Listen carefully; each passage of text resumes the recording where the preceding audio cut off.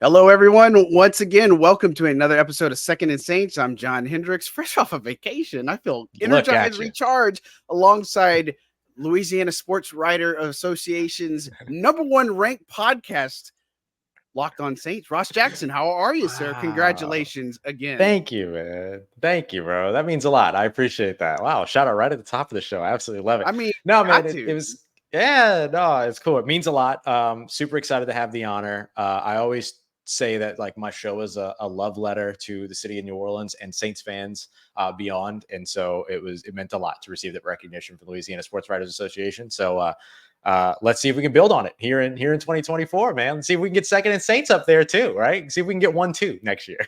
Man, you never know, man. You just don't know. But man, appreciate you guys tuning in. We didn't go live today, and just because things are going to happen, and Ross is about to go on vacation. He's going to Europe, so hopefully he does come back because we kind of need him and such. But We'll see. we're We'll see. obviously here. We're going to talk about the Saints roster projections, a final 53-man roster, because you wrote one on Saints News Network. You put it up, and obviously this point of the year, you can get probably about 80% of the roster, maybe 85%. I think the bottom 10 to 15, there's some fluidity there for the roster projections. But I guess I feel like I like the projections, right? Whereas, I was anti mock draft until we get to a certain point. I like the roster projections, but why don't you just say how you kind of came up with the thought process? What was the thought process? And Yeah. we can take it in and dive into it.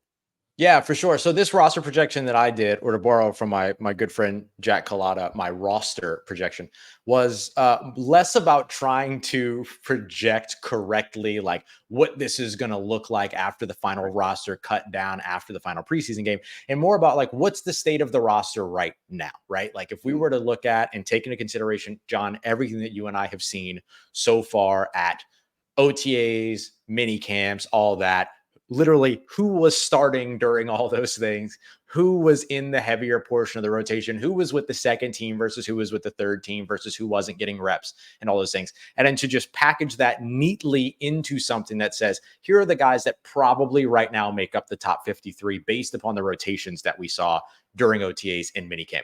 And then what that really does is that it sets up where the battles are going into training camp a month, a little less than a month from today. So that's really the kind of crux of what the intent was behind this early 53-man roster projection. Less about right or wrong, more about like, hey, here's what we're seeing so far. Yeah, I agree, because I think people get too hyped up and like, but you left this guy off, you left that guy off, and it's like, slow your roll a little bit.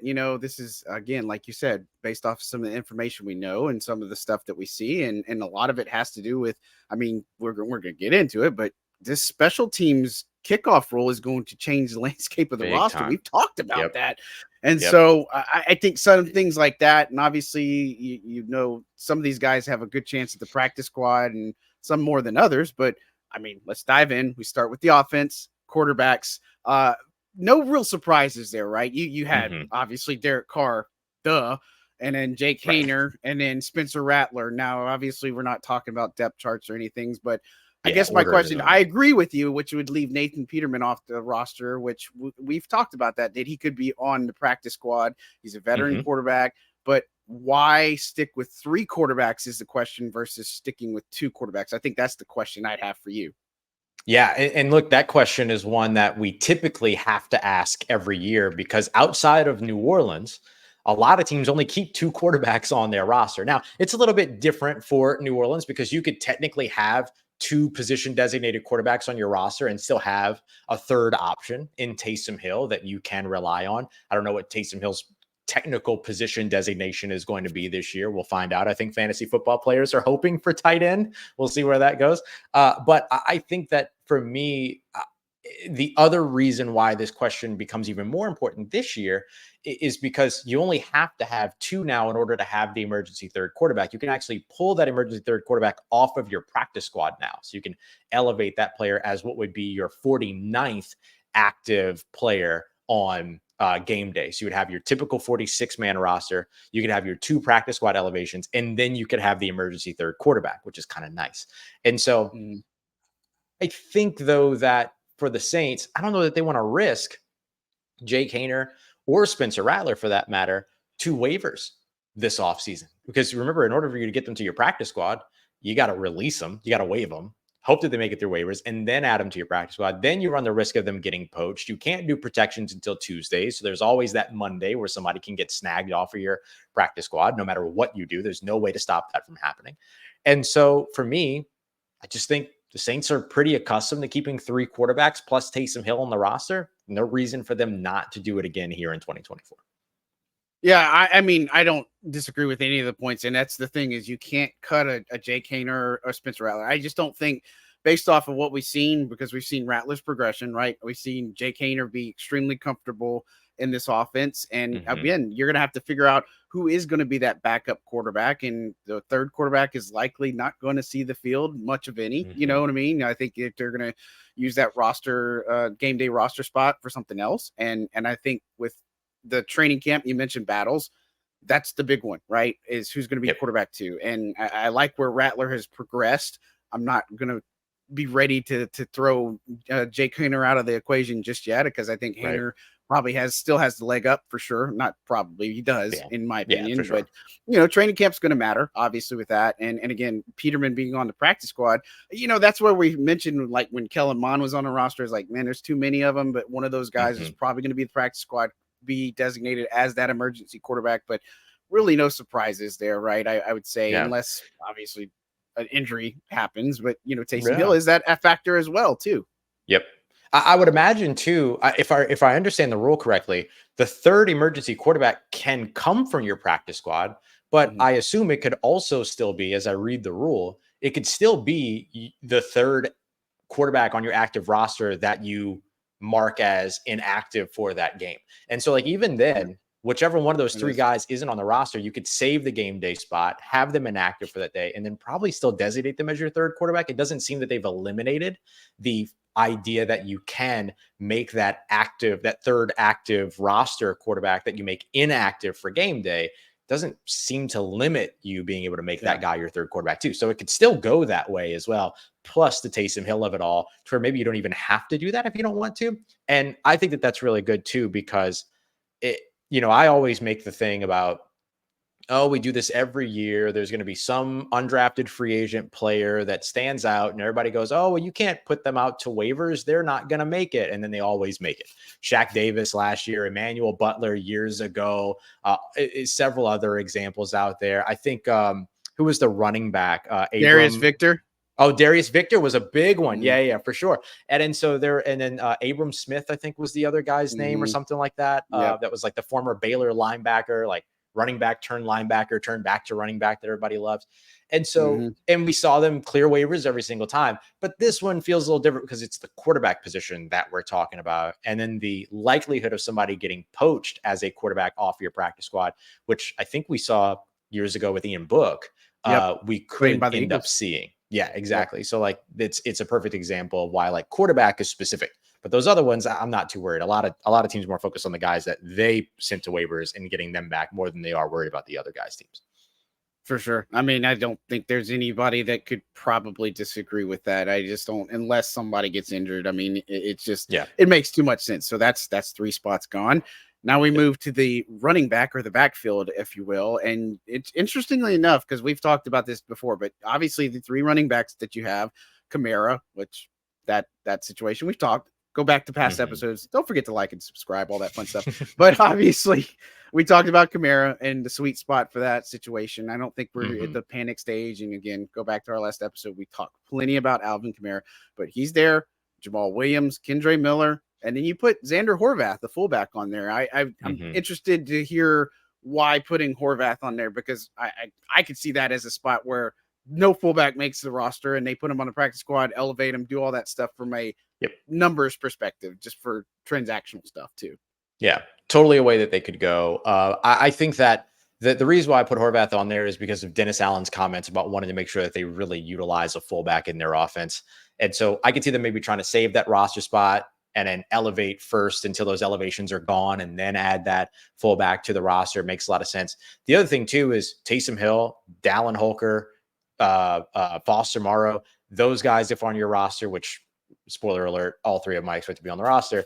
Those guys could all play out of the backfield as well. I think the one thing that gives me just a little bit of a kind of boost towards Xander Horvath is that he followed Derek Foster, New Orleans Saints' new running back coach, who was formerly of the Los Angeles Chargers. He followed Coach Foster here to New Orleans, which is one of those kind of under discussed storylines amongst all of the like connective tissue when it comes to the players on this roster, coaches, their connections before they were here in New Orleans, coaches' connections to one another, yada, yada. And so I kept him on the roster, but I don't mind the way that you're thinking at all in terms of keep him off the active roster, have an extra roster spot that you could use for those special teams purposes, unless he's going to be one of the special teams contributors, which we have seen throughout OTAs, minicamp, and all that. And then elevate him from the practice squad to start the season. I think that might be a wise way to go.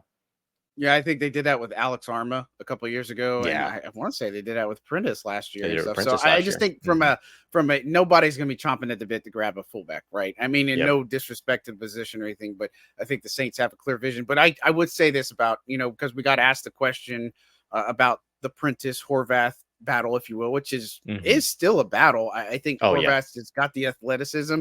Special teams is what's going to make the difference there, right? And I think Horvath and his upside is maybe a little bit more than Prentice, but man, Prentice, don't sleep on him. I mean, the guy can block. He can do a lot of things for you. I mean, I know people probably think about last year and stuff, but I think he made up for some of that stuff as well. But man, it'll be one of those subtle things that we look at, and it's not going to turn a lot of heads. My other question is, we've also talked about, I mean, obviously the running backs that are left out of the equation, that's Jordan Mims, who we think has been pretty impressive, Jacob Caboti, and James Robinson. And so the thing is, I think Mims could be a practice squad guy easily, but if they were to shape it up, if they shake it up a little bit, I could see an argument saying Mims could be that fourth running back there early on if he can prove himself in the preseason. I think training camp's going to be huge for him. I know he's learned this offense. He's not stopping to learn this offense, so he's doing everything he can to try to be in a spot where he can make this team. And so I think that's somebody to keep an eye on if I'm watching out for potential guys that could make something of themselves, for sure. Absolutely. Talking to him not too long ago was really fun because I was asking him kind of like, how are you feeling about the new offense and all these things in terms of what was different from last year, since he was one of those guys that kind of bridged the gap. And one of the things that he talked about was that he particularly was alluding to the passing game that he absolutely loves, because basically the way that he said it was, there's a lot of times in the NFL you're asked to run a route, but you're not actually a part of the progression. In this offense, no matter what, you're a part of the plan some way, somewhere, and everything. And he was like, it feels good to be utilized like that. And so just like hearing him discuss it from that angle was really, really interesting. And I think one of those things that goes to show you, like, you've got to love what you're doing. And clearly he's enjoying what's happening right now in New Orleans. For sure. Absolutely. Now moving to wide receiver, which obviously is another fun one. So 6 guys that you picked. You got Chris Olave, Rashid Shaheed, A.T. Perry. No surprises there, right? You put Bub Means on there, which I think it's kind of like the Rattler if you waive him. And I think Bub Means has a lot of capabilities. We just haven't seen it yet. And then that's not really that surprising to me. Went with a veteran, Cedric Wilson Jr. and Equanimeous St. Brown. Talk a little bit about your decisions there, because 6 receivers, I think that's probably a smart choice. But we're leaving off like Stanley Morgan Jr., Jermaine Jackson, Mason Tipton, and some of that stuff. And obviously they waived Kyle Sheets, but talk about your thought process there. Yeah, Stanley Morgan Jr. was easy to leave off right now because we simply haven't seen him, right? So he has a real opportunity during training camp because of his special teams acumen and all that. So we'll see where that goes. And special teams is a lot of the reasons why I also kept. Well, there's actually two things that I kept Equanimeous St. Brown on for. There is a special teams part. We've watched him line up as an additional protector on the new kickoff. Typically, it's 2 running backs or 2 wide receivers that are involved in that grouping, along with like a big body defensive end that's like the last sort of line of protection and all that. So I think that's one piece of it. The other thing that's a piece of it for me too is this Clint Kubiak wide zone offense is going to want to extend the offensive line laterally as much as possible. EQ is a really, really good blocker, really stout, really solid blocker, big body too. So you could just kind of impose over like smaller slot corners and things like that. So you put him in the inside and all of a sudden your offensive line gets about 4 or 5 yards wider out laterally. And I think that really helps. So guys like him and Cedric Wilson help big time when it comes to that. I also think that we heard Dennis Allen say 2 off seasons ago now that, or I guess an off season ago now, that losing Michael Thomas, one of the biggest things that they lost were contested catches. And he's made some of the better contested catches in camp so far. And so that's another one of those sort of, it doesn't mean he's going to get 80 targets in a season, but man, if he's able to make good on 20, if he's able to make good on 15, operating as the 5th or 6th wide receiver there and pulls in a touchdown or 2, then that's that value of getting that contested catch red zone guy that might be able to help you out a little Jimmy Graham-ish, if you will, in terms of that way. So that's one of the reasons why I kept him on there. Bub means I kept on because of special teams, and then the other 4 just feel pretty obvious to me.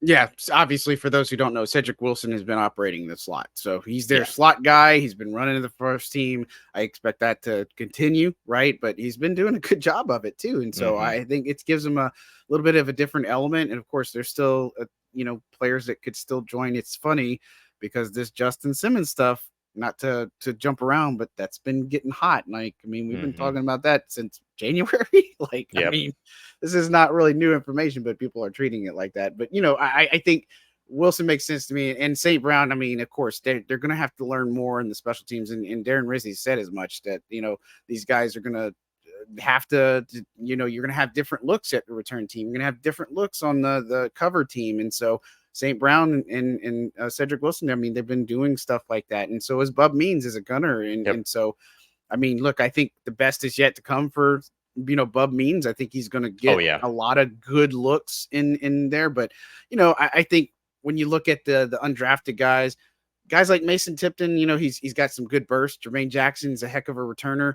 I don't know if they can do enough to unseat some of those guys yet. But I'm with you on those 6 that those are your guys. And so I think, if you don't keep a Jermaine Jackson, you've got Taysom Hill and Rashid Shaheed. That's the trade-off, right? Mason Tipton, you've got A.T. Perry, you've got Chris Olave, you got Rashid Shaheed is somewhat Mason Tipton already, right? In my, I mean, just vague, I'm not. I see what you're saying, but in terms of being like a 3rd level threat kind of guy, like you've got those guys. I think Tipton and Jermaine Jackson also really good practice squad options as well, especially knowing that you might need a returner at any moment or something like that. Like that's a really good spot for those guys. And both of them have been involved in the return game throughout OTAs and minicamp as well. For sure. And so again, I think if you go through this, there's really not too much that you would probably disagree with. Maybe look at it and stuff. And so I definitely tracked with you on this one. Your next one you had listed was offensive weapon, Taysom Hill, and we'll just group him in with the tight ends. And you put Juwan Johnson, Foster Moreau, and Dallin Holker. They did pick up Jesper Horsted, a tight end that used to be with the Raiders. It's funny because when I was looking at the tight end group, that was one of the ones I was gonna write about and put on there, but I'm like, nobody's gonna know this guy or anything like that. But he was somebody that has familiarity there. But I don't see there's a situation Dallin Holker doesn't make this roster right now. I think Taysom Hill's versatility, I mean, again, put him in his offensive weapon football player. I mean, he plays personal punt protector. He can return. He can cover punts. He can cover kicks. I mean, and he could throw the ball. He can run the ball. You've seen him at tailback. I mean, the dude it drives everybody crazy. But, what are we missing on the tight end? Because I guess the only other problem could be is if Juwan Johnson's injury lingers and then suddenly you're saying, ooh, maybe I have to look at a Jimmy Graham. And again, we talked about this on a previous last episode that we had. And again, we can bring some of that stuff back up. But, I think a lot of that depends on where Juwan's at. Completely agreed. Yeah, if Juwan's not available to start the season, which right now is the expectation. So when we're looking at like, okay, what's the state of the Saints right now? That would be, that would be included. But if he's not available, then I think you take a look at Jimmy Graham. There's also Michael Jacobson. There's also Jesper Horsted. Tommy Hudson, we haven't gotten to see much of, so I can't really loop him into the conversation. But look, I mean, what you're looking for if Juwan Johnson isn't ready to go is not a 70% of the snaps tight end. You're going to get all of that with Foster Morrow and Taysom Hill, and then a little bit of Dallin Holker. What you're going to be looking for is not for somebody to come in and slot in place of Juwan Johnson. Juwan Johnson goes out, the other guys move up, and then somebody has got to slot in at the bottom for the number. And so that's where I think maybe a guy like Michael Jacobson makes sense. 6'6", 6'7". I mean, just a guy to put out there and say, hey, go and make some tough catches in the red zone. Like that's what you did with Jimmy Graham last year. So you can either say, okay, I want this year's version of Jimmy Graham to see if they could do that, or I want to see if Michael Jacobson can do that. And, maybe you roll with that for a game, see how it goes, and then maybe have to make a decision from there, whatever it might be. Obviously, the preference for a lot of people would be just go get Jimmy Graham. But I think ultimately what Juwan Johnson not being available at the beginning of the season would mean, if that were the case, is just more Foster Morrow, more Taysom Hill, more Dallin Holker than it means more new tight end in the conversation.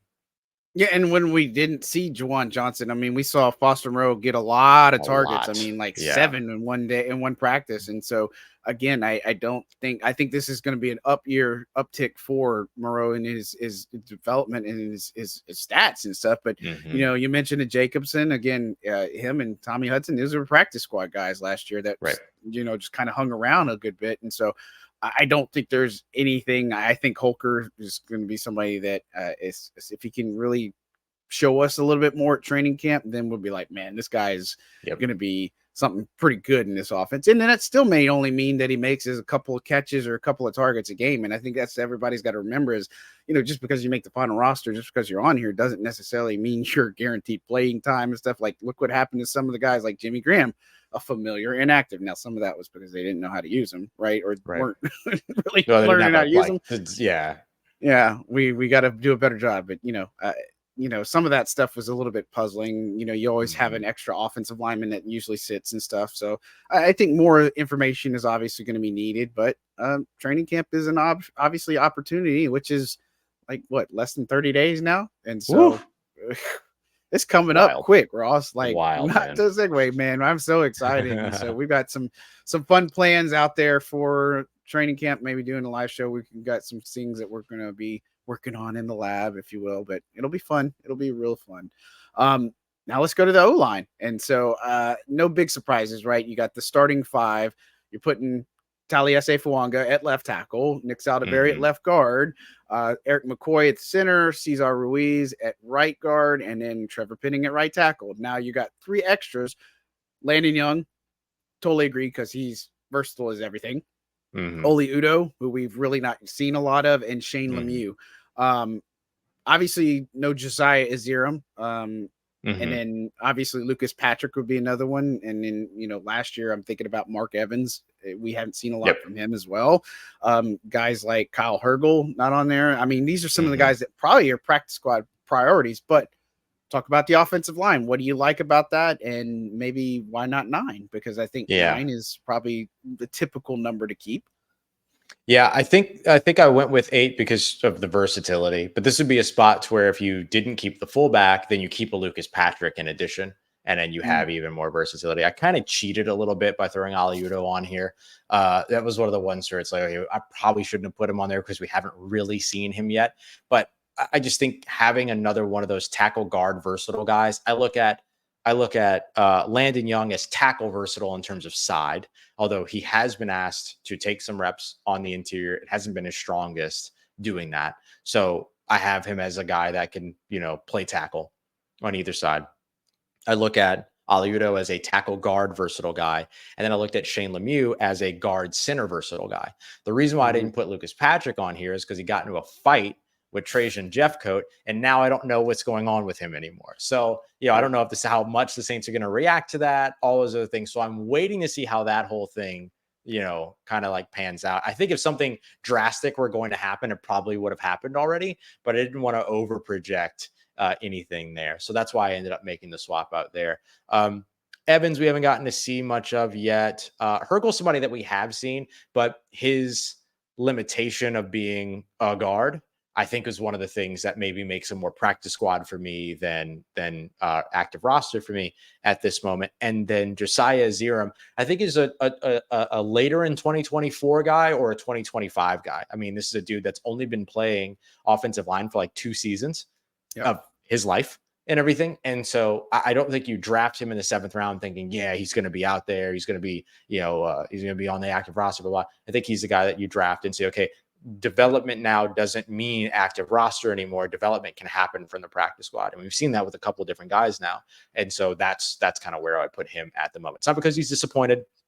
It's not because he's underperformed or anything like that. I just think that the plan with him is development. So I look at him as a redshirt guy. And everybody's got to remember here that you don't get anything really off of offensive linemen and defensive linemen until you get into training camp. And it's one of the things I had a conversation with John Benton, the offensive line coach. And he's like, right now, it's just being in the proper position. It's all about, knowing everything or learning everything now. So you know what to do when training camp comes on. And, everybody knows when the pads come on, that's the big deal. Right. And so I think we'll see a lot more from these guys, and then preseason will be big too. And so I think there's some fluidity there, but I think Udo, I mean, you look at him, he was a staple in Kubiak's Minnesota offense. And exactly. I think Lucas Patrick, obviously Chicago, the Chinook ties, all that other stuff. There's other ones there that could make the argument, but I don't think there's anything crazy off there at the rails. And Landon Young can play guard. He can play left tackle. He can play right tackle. He can do a lot of things. And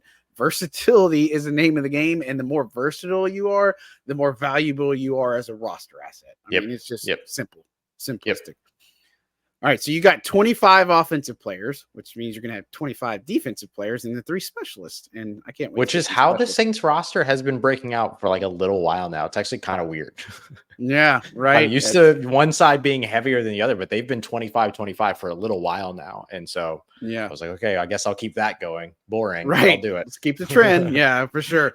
So let's look at the edge group. And so no surprises again. Cam Jordan, Carl Granderson, Chase Young, Peyton Turner, and Isaiah Foskey. And so everybody's got to remember Tano tore his Achilles in the offseason, and he's not going to be ready at the start of the season. He might not be until look for him after mid-season, right? Maybe even late seasons, because those Achilles injuries are interesting, right? And again, I don't know if you're going to get enough from some of the guys like a Trajan, Jeff Coat, or everybody knows about what Nico Lalos was last year, preseason darling, right, if you will. And so I don't know if there's anybody right now in that edge group that we can say that would go up against a Foskey or Turner, and the hope is that both of them are what the Saints need, right? Yep. And they're the prototype through and through. I think that counts for something as well. Nico Lalos is also, by the way, another one of those guys that everybody said, don't let him go to waivers because somebody's going to pick him up, and then nobody picked him up. Right. Yep, exactly. But yeah, I mean, this one felt obvious for me. Like no big surprises. This one was pretty simple. Yeah, no, and I don't think there's anything else. I think what we've talked about is what the plan is. And we've talked about Peyton Turner in the sub rush. We've talked about, the vision for Chase Young and how he's doing, and Cam, what his workload is going to look like. And I think we expect Carl Granderson. I think that he could be a double-digit sack person when it's all said and done. If they can shore up a few things on the defensive line, I think he could get to double-digit sacks this year. And Saints need it, right? I mean, they just do. And so they got to finish the plays. We've talked about that plenty, but I just don't know that there's anything off in some of the guys that they had signed, like the undrafted guys. We mentioned Jeff Coat, but they already waived Nathan Latu. I don't think we were really surprised by that. He was hurt again, and he just wasn't able to do much of anything. And so, no big surprises, and that's pretty straightforward for this team, right? On the Carl Granderson double-digit sack season thing, I'm curious how much offensive lines having to account for Chase Young makes Carl Granderson an even bigger threat, and then vice versa. You know what I mean? Yeah. I'm really excited to see all 3 of those guys, the 2 of them and Cam Jordan, out on the field at the same time. I know you're talking about getting your 4 best rushers on the field. And so, I mean, if you could Turner inside possibly is something. I mean, I wonder what they're going to do with the Zach Bond type thing, right? Like who's going to be that guy that potentially can do that? Is that a Willie Gay Jr.? Is somebody else maybe potentially? But it's fascinating. I think when you look at that, that's the nerd in us that, man, we really get excited about stuff like that. But the average person's not thinking about that, right? They just see, here's the guys who should get after the quarterback and they're paid to get after the quarterback, which fair. But, now defensive tackle, moving on for no surprises. We got Colin Saunders, Nathan Shepard, Brian Brzee, which I think he's going to take a major leap this year, and then Christian Boyd. Agreed. Man, I don't know how much clearer that can be. I think when you look at the interior defensive line, obviously, I think Christian Boyd, we've talked about how there's a lot of semblances of Malcolm Roach, but maybe a little bit more upside, if you will. Especially his ability to get after the quarterback and just how much he's flashed as well. But man, that leaves guys like Jack Heflin. It leaves guys like Kyler Ball, which again, Ball is one of my guys I keep an eye on as you go into training camp. But I don't think, and obviously the other one that they had, Kendall Vickers, the veteran guy that could be obviously somebody that could go back to the practice squad, but he's seen a lot of time with the first team. Defensive interior, pretty straightforward, or are we overlooking something? We could be overlooking something, but I don't think so. I think a good portion of the reason why Kendall Vickers has been in those first team snaps is because for the majority of camp, Brian Brzee hasn't been heavily participating, and Nathan Shepard has been, he had his family thing, if I recall correctly. It was like a personal thing that he was away from. Maybe not a family thing, but it's like a personal thing that he was away from for. And so, so it wasn't until, those guys were back that we started seeing them get back into the fold and stuff like that. So I think that's what that had more to do with. But Kendall Vickers, great veteran practice squad option for you. If I don't know if he's got the accrued seasons actually to hit as a veteran practice squad guy, but a great practice squad option for you nonetheless. And so, I think this 4 is the 4 as long as everybody stays healthy through training camp. Yeah, and I think 4 is. You look at the track history, they keep 4. Yeah, it's typically 4 is it, and you'll have somebody on the practice squad, maybe 2 of them on the practice squad because it's 16, right? And so that just makes a lot of sense to me. I don't think there's any big surprises on defensive interior. Nothing that could really shake up. Again, we hope nobody gets, but injuries happen, and so if something happens, God forbid, then it could shake things up. But no big surprises. Now, linebackers. This one's a fun one. Obviously, there's no big difference between the top 3: Demario Davis, Pete Werner, Willie Gay Jr. Then where you go is Khaleke Hudson, which I would agree there, and DeMarco Jackson, completely agree. And you got Jalen Ford on there, which we haven't seen a ton from him, but obviously that leaves off guys like Anthony Orje, and then it obviously leaves off one of my guys, Isaiah Stallbird. Nephi Sewell's not on there, but he's also hasn't been there because of the ACL injury. Very interesting, I'd say, is that if they keep 6, but I like it. What are you thinking on Jalen Ford? Because I know you've talked to him. I've talked to him a little bit. He obviously was injured early on with the sports hernia, what he had surgery on, and now he's back in action, but should be a full go for training camp. Yeah, and I think just seeing him get back into action during minicamp and then immediately leap into early snaps was kind of surprising for me. They just kind of they kind of just fed him to the wolves immediately there, and I thought that was great. I thought that showed a lot of trust into what he would kind of be able to bring and what it is that they're expecting of him and all those other things.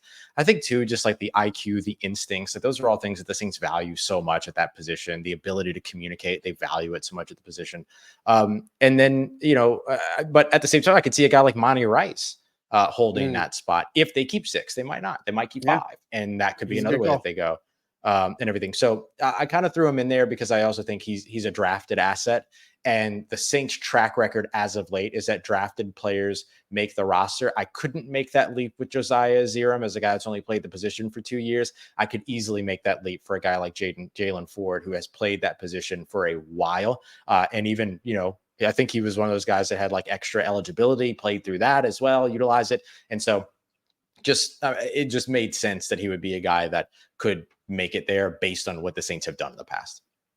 Yeah. And we've also mentioned the fact that, this is a guy that, I know Demario wants to play until ever, right? But he has a potential set that he could, skill set that could make him a really solid Mike linebacker, a really solid guy down the line. And so, again, he's one that I'm just fascinated to see more of in training camp. But, guys like DeMarco Jackson, don't sleep on him because he's extremely valuable to the special teams unit, and he can play a good bit. And then Khaleke Hudson, super special teams guys. I think when you look at some of these guys the Saints have signed, not just free agents, but the guys that they brought in or re-signed too, there is a lot of a special teams background and mold for a lot of these guys. And so I think it's telling in some aspects, but Khaleke Hudson played a lot of football down the stretch for Washington. And like I said, they found out about him too late. Right. And so he was making plays, but Saints obviously swiped him up and got him for sure. And so, Yeah.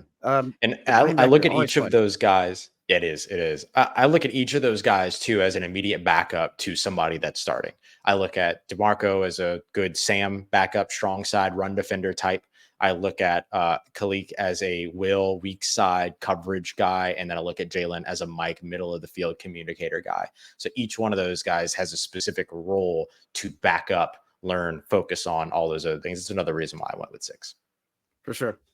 Again, you're not going to get any disagreements here for me. I think that's the thing is I think we think so alike in some of this. It's like, and I mean, maybe it drives people crazy, but I think that's just the point is that we see the same things from the team and kind of predict the same things. And I'm not saying that they're telling or it's like, so revealing, but I think when we look at the minds, talk to coaches, know what this team does and covering for so many years, kind of makes sense, right? There's always those surprises, but I don't see too many this year so far because we got a whole 21-day stretch of training camp with 3 preseason games coming. So that'll be, a chance for some of these guys to distance themselves. But and now moving to the secondary, we're going to start with corner group. You pick 5. You got Marshawn Lattimore, Paul Sidadibo, Alontae Taylor, Kool-Aid McKinstry, and then Shamar Jean-Charles. Which I don't disagree with that one. Because I think he has a chance to be new Ike Yadam.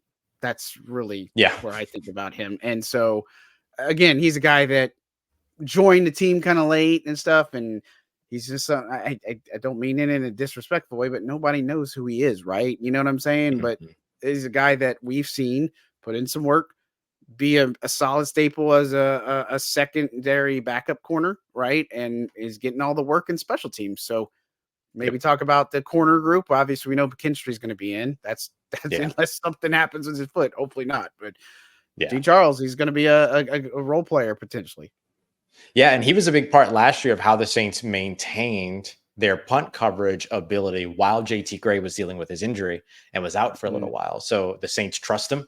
They know what he can do as a special teamer, just like Isaac Yiadom. Now, Isaac Yiadom then turned into really, really solid depth at the position, but I don't think you have to look at Jean Charles to be that guy when you've got Kool-Aid McKinstry. Like you're 4 deep in terms of starter caliber players when it comes to corner. And then so the other guy is the special teamer. So that's kind of the way that I look at it there. But look, we've also watched him take snaps in the slot and out wide. So I do think there's something to that versatility as a, fallback option, reserve option on defense that could, also keep him around.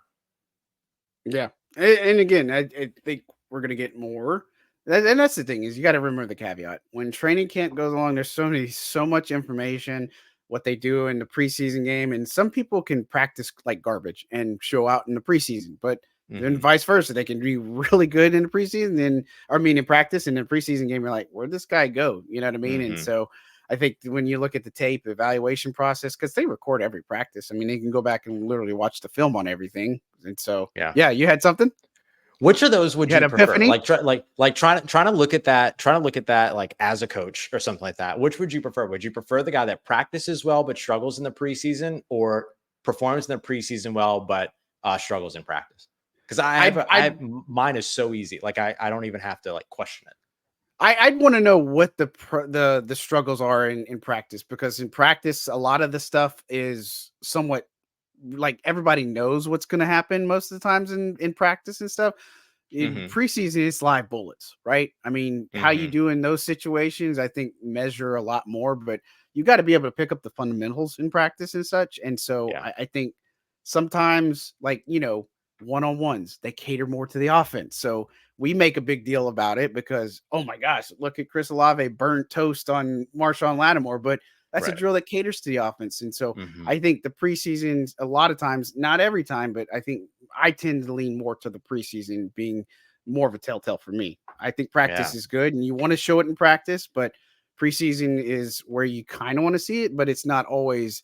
Like, I guess there's a balance to be had in some aspects. I know it's kind of like taking the fence approach, but again, Jack Heflin, Nico Lalos, Emmanuel Butler, the guys we mentioned earlier, they had good preseasons, but they're also buried on the depth chart. So it's like you can't ask some of those guys to really make the final roster based off of what they do in a couple preseason games if they're not Yeah. catching on practice too. Yeah. For me, it's the guy that excels in practice. If you, because we're not talking about starters here, right? Because Sure. Right. this isn't a conversation that you're going to have about Chris Olave. This isn't a conversation you're going to have about your starting quarterback. This isn't a conversation that you're having about your starting anything. This is depth. And so for me, I'll campaign for the guy that stood out in practice if he struggled in the preseason. Because for me, if you practice well, you'll get there and everything. And all that I'm learning is that you haven't gotten the short memory yet, basically. And so if you can get the short memory, focus on your fundamentals, focus on your technique, and win with your technique. And maybe this varies by position too, which could be really interesting. We don't have to go into all that right now, but maybe you like one over the other in terms of position. I could certainly see myself leaning one way or another depending on position. But particularly for me in the secondary, I'll take the guy that practices well, has the technique, has the fundamentals down, all that kind of stuff, but hasn't yet learned the short-term memory of playing in the NFL or playing at this highest level yet. And I would continue to roll the dice on that guy as a developmental piece or, practice squad or, reserve guy or whatever. I go the other way. Give me the guy that practices really well. Sure. And I think, when I look at some of that too, I see your point for sure. And and a lot of points I do agree with, but like for a guy like Trevor Penning, you got to have to do both. Like you got to be able to for practice sure. well, Yeah. and you have to show up in the preseason. Like if you're struggling 100%. in practice and you're struggling in the preseason, then that's your precursor that this is not going to be good. Like you either get it or you don't, right? And so I think for some of the other guys, yes, like in the bottom part of the roster, you've got to learn to practice. You got to learn those reps. And then if you don't do it in the preseason, yeah, I don't think that's a big a deal. But if you're expected to be a contributor and produce, then yeah, you better show it in practice and you better show it on preseason. And if it's not you can't totally struggle. there, you can get coached. Right. Yeah. You can struggle a couple snaps, but yeah, you better not be struggling. Yeah. If you're and then of course you don't always eat the cheese too. You know what I mean? Right. So it's always just, and it gives somebody, because you got to remember too, in the preseason, you're also auditioning for 31 other teams because there's a lot of roster cuts. You got to go from 90 to 53 and, they don't have that middle cut down anymore. And so you're putting your skills out on display for a lot more people. And so you're not going to always see that stuff in practice, but if they see it in the game, then, they might bite on you for sure. And, it's obviously another thing to remember. All right. Moving to the last line of defense, the safety group. Tyrann Mathieu, Jonathan Abram, Jordan Howden, Will Harris, JT Gray, and Justin Simmons. No, I'm just kidding. We didn't put him but JT Gray. I don't disagree with any of that. Gray, he's been a little bit interesting because he was hurt a little bit last year, missed a little bit of time. This camp so far, I don't know if it's something he's been lingering, battling and stuff, but I still think Gray's one of the premier special teams players in this league, and obviously can play the safety position if he needed to. We've talked about Jordan Howden and his leap. Jonathan Abrams in for a big deal and an elite. Will Harris has got some versatility to him, and obviously he's a big special teams guy too. And so, again, you left off Ugo Amadi. That's somebody and I think Ugo is an interchangeable piece, right? You could say, let me not take the fullback, and I want to keep Ugo Amadi, right? Or you can put him on a practice squad. Like that's the easy, legitimate, that's the fluidity of it. But talk about the defensive back group, because you're leaving off guys like Miller Bradford, Rico Payton, who we've seen a good bit of, and some of the other guys that we've just started to see a little bit in OTAs that can make something of themselves. Yeah, I look at Miller Bradford as like a premier practice squad guy. You know what I mean? It's that safety room has so many players. There's just so many players. And so after a moment, you just kind of go, okay, well, the Saints, their track record is experience over excitement and everything. And so Miller Bradford has been really exciting, coming up with 3-4 interceptions over the course of OTAs, minicamp, mandatory minicamp, all that. But JT Gray, Will Harris, we're talking about, Tyrann Mathieu, Jonathan Abram, we're talking about experience. Jordan Howard, we're talking about a guy that's on the team for a second year. They're gonna invest in that over the flashy splash moments and stuff. Right. And so So I think Miller Bradford makes a fantastic practice squad option. And so by the looks of this, I have one undrafted free agent making the roster this year, which has been more and more the case for New Orleans as of late. But the practice squad is a different story. And so I made the decision to keep JT Gray, but I truly believe JT Gray has to earn his spot this year Yeah, because no, of the that's fair. injuries, all that other stuff. He's phenomenal. He's fantastic. He's a great dude, all that. But everybody's going to give a little bit of side eye about the injury history that's building up now and stuff like that. And so that stinks, but it means he's going to have to earn his spot. And so that's where a guy like Ugo Amadi can make things really challenging. That's where a guy like Shamar Jean Charles can make things really challenging as well. I kept guys off that weren't incumbent. I chose Will Harris because of the versatility. It just fits what it is that Dennis Allen loves over on that side. We've also seen him earlier in rotations and things like that as well. But look, I wouldn't mind if you just have to keep 5 linebackers, then you keep an extra one of these guys, because like a guy like Ugo can play down as a dime linebacker if he needed to. Same thing for Will Harris, same thing for Jonathan Abram. And so you can handle those types of situations there. And so I think you're right. Like there's a lot of interchangeability, not just amongst the safeties themselves, but you could leave Jean Charles off, have Ugo in, and then Ugo is your backup slot corner, while Alante is your starting slot corner and backup outside corner, and Kool-Aid your backup slot and outside corner. Like you're covered and everything. So there's a lot of different ways that this could go. But I just kind of leaned in on what we've seen in terms of rotations and stuff like that. The other thing that I'll say in Ugo's defense too is he's done a little bit of that punt protector responsibility. He's been all over kickoff coverage, been all over special teams and things like that. So I think he deserves a better shakeout than maybe what I gave him. But I was just trying to make, you got to figure out how to make the numbers work here. And that was a situation where the numbers just didn't work. Yeah. And again, these are like veterans. When you look at the final roster, some people are going to get left off, but I don't say a handshake deal, but it's like, hey, we're going to cut you, but we plan on bringing you right back because we got to work out some logistics. I mean, that happens all the time. All the time. Another guy I want to see more of too. I forgot about to mention Lawrence Johnson, the SEMO guy. That I think he's somebody that could also, and I think for Bradford, like you mentioned earlier, he's a guy that is making splash plays, but we've talked about him.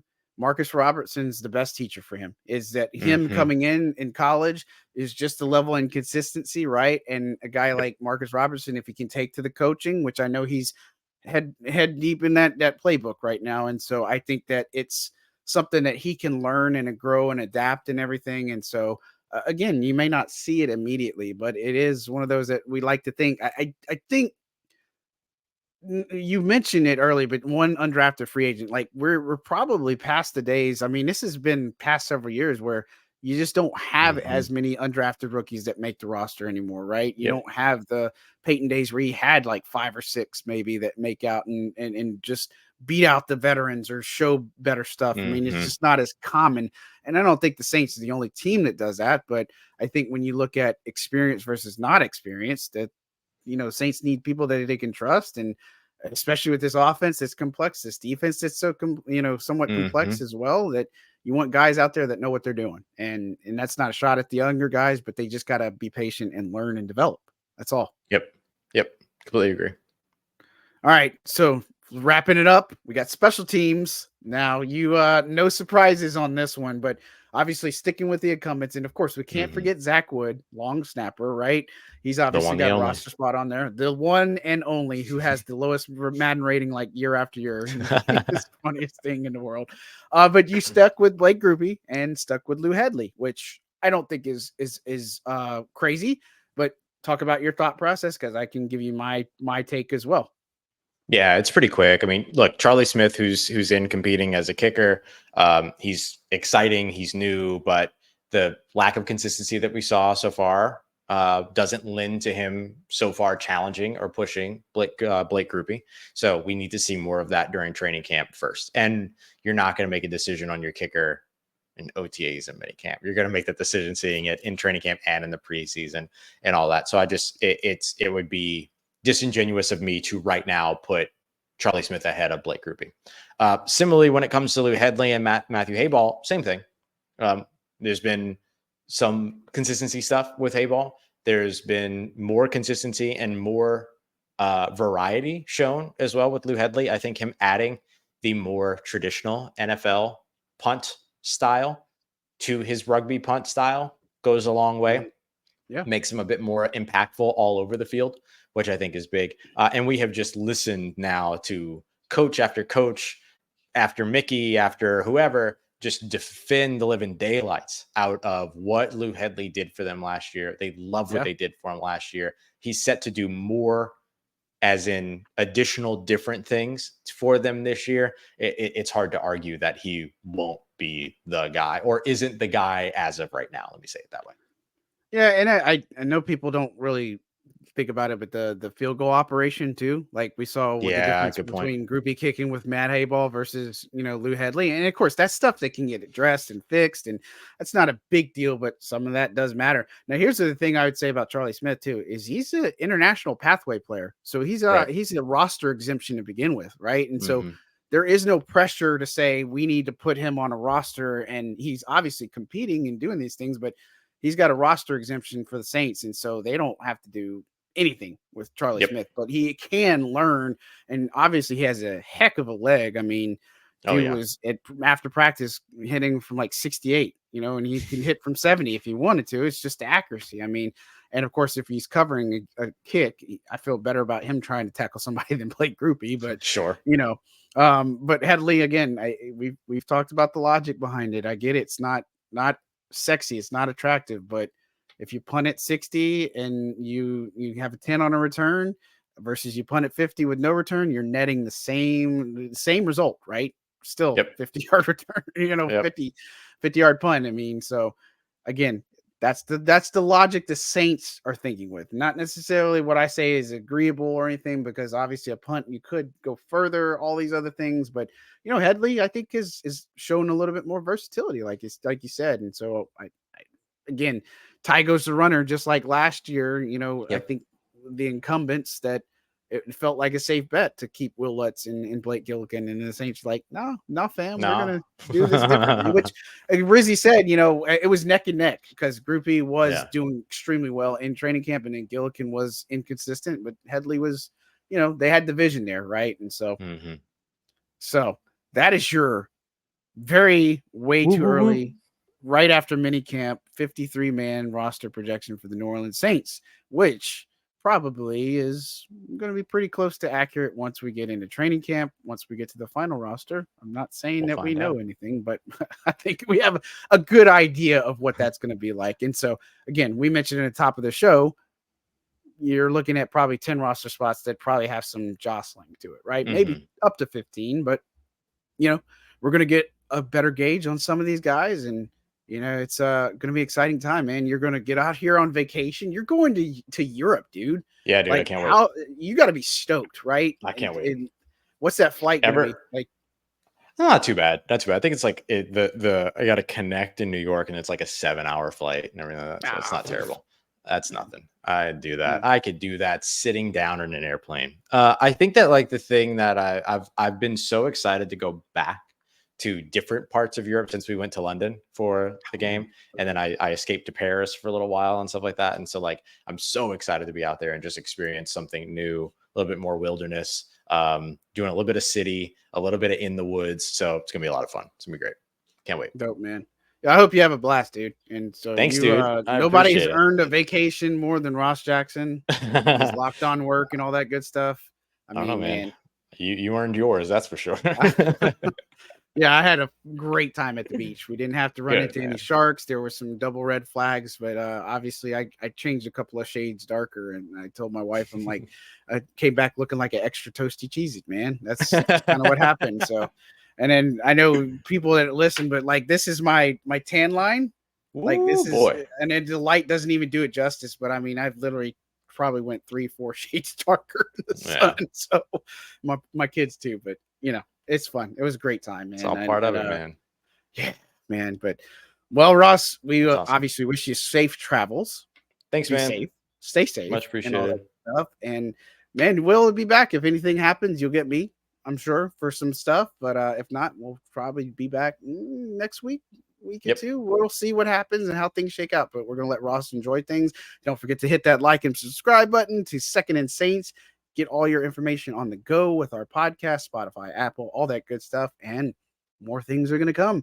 But that's going to do it for this episode. If you got anything for us, you know where to find us on social. If not, check the links below. We got all the information that you need. Hit us up if you got suggestions or anything, comments, criticisms, concerns. We're there for you. And like I said, since we hit over 1,000 subscribers, thank you very much to everybody in the community. Thank you. Got a special raffle coming to courtesy of FOCO for a special Saints themed apron set. So stay tuned for that. Appreciate you guys. On behalf of Ross Jackson, I'm John Hendricks signing out for another episode of Second Saints. Y'all be good people.